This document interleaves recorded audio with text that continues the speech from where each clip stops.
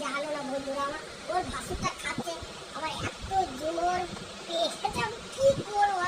একই তো সারাদিনে ভাত খাই, রাত্রিবেলা মেয়ে খাইয়েছে লুচি আর কষা কষা মাংস, আর তার সাথে সাদা সাদা লাচ্ছা লাচ্ছা লাচ্ছা খাওয়াইছে। আরে তো পেটের মধ্যে একদম ভরে হাওয়া ভরে গেছে হাওয়া। আচ্ছা বলো, বায়ু পেলে কি করবো? আমার বোনকে যেমন হাসপাতালে ভর্তি ছিল, ডাক্তার বলছে যে আপনার বায়ু সরে। আমার বোনটা না বুঝতে পারতো না, বোঝে বলে বায়ু, বলছে আপনার বায়ু সরে। ডাক্তারের চোখে দিয়েছিল, একটা অপারেশন ছিল এই সাগর দত্ত হাসপাতালে। আমার বোনকে এসে ডাক্তার চেক আপ করতে এসে জিজ্ঞেস করছে, এই যে আপনার বায়ু সরে? আমার বোন বলছে বায়ু, বলছে আপনার বায়ু সরে।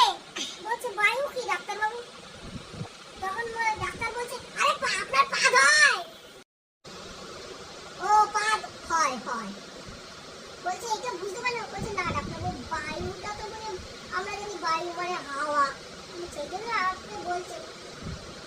কি বলবো, আমরা অনেক সময় না অনেক কথা বোঝা যায়, সেটাকে মানে করে নিতে হবে কি বলতে চাইছে।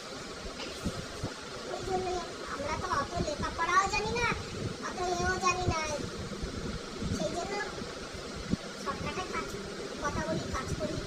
শর্টকাটে কাজ তাই বলে কি খারাপ কাজ করি নাকি? পরিষ্কার করে কাজ করি। ঠিক আছে, তাহলে সবাইকে এবার আজকে টাটা বলে দাও, তুমি হয়তো কাজে যাবে। হ্যাঁ যেতে তো হবেই, বলছিলাম যাবো না, কিন্তু এমন করে বলছে না, কি করবো? সবাইকে টাটা বলে দাও, এটা পরে শুনবো। সবাই ভাই বন্ধু তোমরা শোনাবো না, আমাকে একটুখানি ভালোবেসে একটুখানি সেলিব্রেট করো।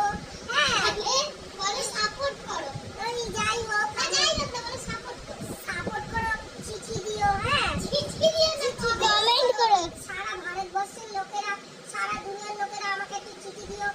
আর চিঠি না, কমেন্টস করো।